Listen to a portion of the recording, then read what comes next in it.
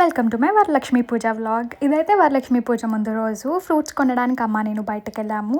మన పాలకొల్లో తెలిసిందే కదా, పెద్ద గోపురం దగ్గర ఫుల్ షాప్స్ వేస్తారని చెప్పి అక్కడే ఫ్రూట్స్ కొనుక్కున్నాము. పువ్వులు కూడా తీసుకున్నాము కొన్ని, అండ్ బనానాస్, అరిటాకులు ఇంకా ఉంటాయి కదా. మాది పాలవెల్లి ఆన్మ, సో దానికి కావాల్సినవి కూడా తీసుకున్నాము. కాకపోతే రేట్ చాలా ఎక్కువ ఉన్నాయి. మనకి ఎలా వచ్చింది ఇలాగా ఆనమా వరలక్ష్మి పూజ నుంచి ఉంది. మీరు? మా అత్తగారి నుంచి మా అత్తగారు చేసేవారండి. ఆవిడ కాదు, కాయ అలా కట్టేనా? మీ అత్తగారు అంటే తాతమ్మ వాళ్ళ అత్తగారు కాదు, అలా కట్టేనా? కట్టి పొడిగి కట్టి పట్టుకుంటాను. కొరస పొడుగు మీ ఇంట్లో కట్టుకునేవారా? అక్కడ రుస్తుంబాద్ లో లేదు. వరలక్ష్మి పూజకి వినాయక చవితికి కుదిరే పట్టుకోకలే.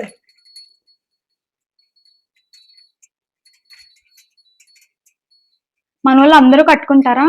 ముద్దలు అందరూ వరలక్ష్మి పూజ అందరూ తీసుకునే వాళ్ళం కదా, అందరూ అదే కలిసి. ఆ పెళ్లి అయిన తర్వాత మా అమ్మ ఇంటికి రమ్మంటే తాతమ్మ కాదు పెన్నానమ్మ ఇక్కడ నేనే చేయించానని ఆవిడ ఇక్కడే చేయించారు. చేయించింది ఆవిడ.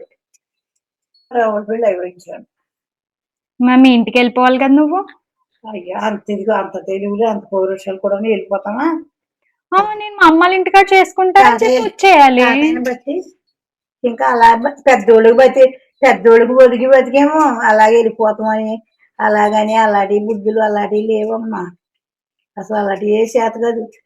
ఇప్పుడు నా మూడు ఇలా చేసేస్తున్నారు, నా మూడు అలా చేసేస్తున్నారు అంటున్నారు వీళ్ళు.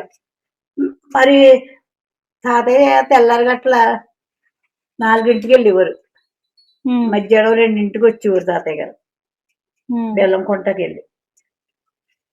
ఎక్కడికి? విజయవాడ కాదు, ఇక్కడ దగ్గలూరు, చిక్కాల. ఇక్కడెక్కడ అమ్మేవారా బెల్లం? ఇక్కడ మనం మనకు మన అమ్మేవాళ్ళమా? కొనుక్కొచ్చేవారు వెళ్ళి నా ఊర్లో వెళ్ళి కొనుక్కొస్తే అది ఈ వెనకాల ఇక్కడ కట్టు, లేదంటే ఇక్కడ కట్టు సెంటర్ లో. అది మరి వెళ్ళారంటే దేని కట్టిన ఇక్కడ కట్టు, ఖాళీగా ఉంది. వెళ్ళారంటే మరి పొద్దు తెల్లరట్లు మనిషి 2ంటికి వచ్చేవారంటే ఎలా వస్తారా? సైకిల్ వేసుకుని వెళ్ళినప్పుడు. అవును, బండ్లు ఉండే. తర్వాత బండి వచ్చింది కానీ ఎంత ఇటు వచ్చింది, ఇటు ఈ కాయలోకి వచ్చింది. తీసేనా?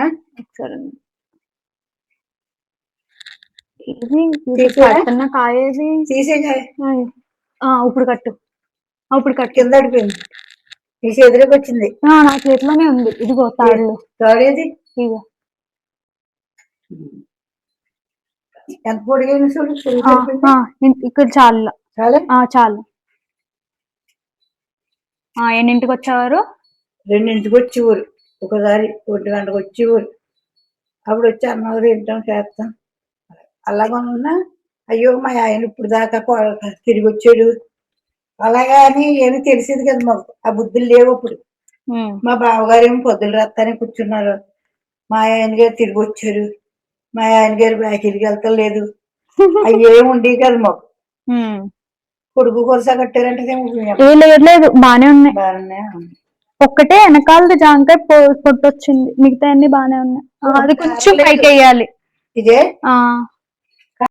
ముందు రోజు నైటే పాలవెల్లి కట్టుకోవడం, ఆవడాకులు, పువ్వులు అన్నీ కూడా చేసేసుకుంటాము. ఎందుకంటే తర్వాత రోజు మార్నింగ్ ఖాళీ ఉండదని చెప్పేసి, పూజకే టైం అయిపోతుందని చెప్పేసి. తర్వాత మార్నింగ్ రోజు నానమ్మ ఇవి తోరణాలు ఉంటాయి కదా, లైక్ తోరణాలు చేతికి కట్టుకునేవి, బొందు అమ్మ వాళ్ళు వేసుకునేవి అన్నీ తయారు చేస్తున్నారు.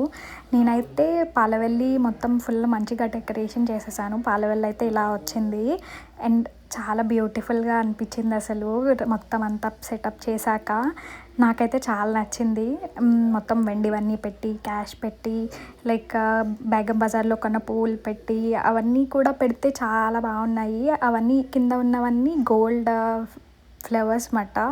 అమ్మవారికి కొన్నాము. పూజ స్టార్ట్ అయ్యేసరికి ఎప్పుడు లేటే అవుతుంది మా ఇంట్లో, ఎప్పుడు లేట్గానే ఎండ్ అవుతుంది. మధ్యాహ్నం 12 అయిపోతుంది ఈజీగా. ఈసారి కూడా అంతే, అలానే స్టార్ట్ అయ్యింది. నేను రాకముందే మా మమ్మీ స్టార్ట్ చేసేసింది.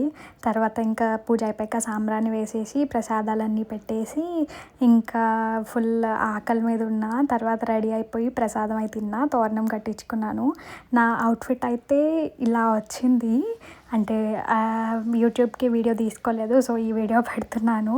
సో బట్ అవుట్ఫిట్ అయితే ఇలా ఉంది. Okay, bye.